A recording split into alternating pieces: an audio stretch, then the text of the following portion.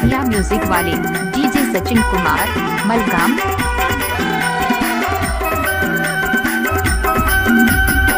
बारी जवानी लगाए कचरा तोरे दिल में बसाले औड़ा के अचरा वो तोरे दिल में बसाले।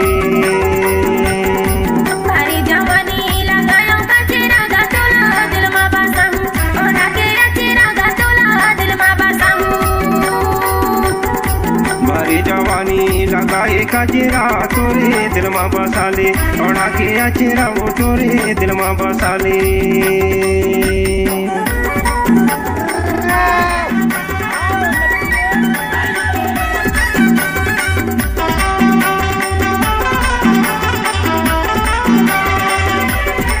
सचिन कुमार मलगाम। जो भी बुधिया म्यूजिक वाले कुछ भी बोलते हो है ना। बिछिया बाते जंगल के तीरे मगा तहा पूछाते आवे निगम है मोरे नाम तहा पूछाते आवे। भारी जवानी लगाए कचरा तोरे दिल में बसाले ओढ़ा के अचरा वो तोरे दिल में बसाले।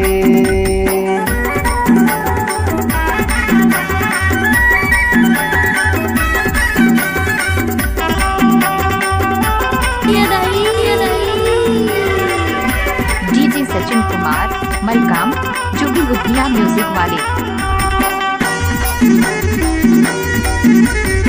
कहाँ तुर जिला कहाँ है थाना गा बोला सच्ची बता दे कहाँ है तोरे गाँव बोला सच्ची बता दे।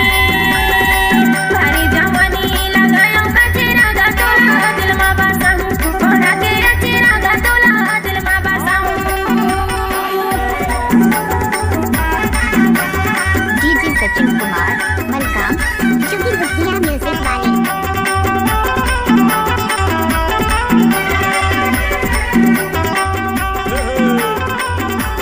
डीजे सचिन कुमार। जिला डिंडौरी से पूरा थाना तहा पूछाते आवे बढ़कर है मोरे गाँव तहा पूछाते आवे। बारी जवानी लगाए कचरा तोरे दिल में बसाले औड़ा के अचरा वो तोरे दिल में बसाले।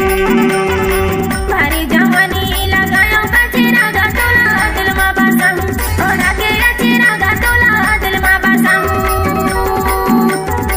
बारी जवानी लगाए कचरा तोरे दिल में बसाले औड़ा के अचरा वो तोरे दिल में बसाले। मलगाम तोला दिल में बसाहू तोरे दिल में बसाले। तोला दिल में बसाहू तोरे दिल में बसाले। जो भी बुधिया म्यूजिक वाले डीजे सचिन कुमार मलगाम।